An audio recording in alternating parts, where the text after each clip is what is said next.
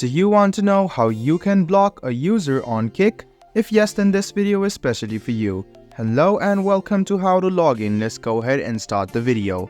Open the Kik Messenger app on your phone. The next thing you want to do is select the person you want to block. Go ahead and select the person and then go to their profile. The next thing you want to do is click on the three dots on the top right hand corner of your screen. Now, you can see the block option. Go ahead and tap on it and you can see that you will not receive any messages from this user and it will be hidden and they cannot message you or you cannot message them as well unless you unblock them. So go ahead and tap on block and you have now blocked this user. So if you want to unblock this user, you can do that as well. You can go to chat settings or you can find the block option.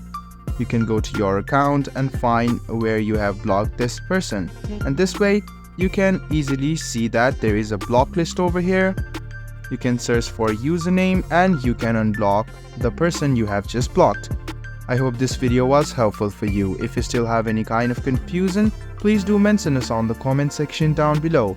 Like the video, subscribe to the channel and do hit the bell button for more. Hope to see you in the next video as well. Until then, goodbye, take care and make sure you enjoy.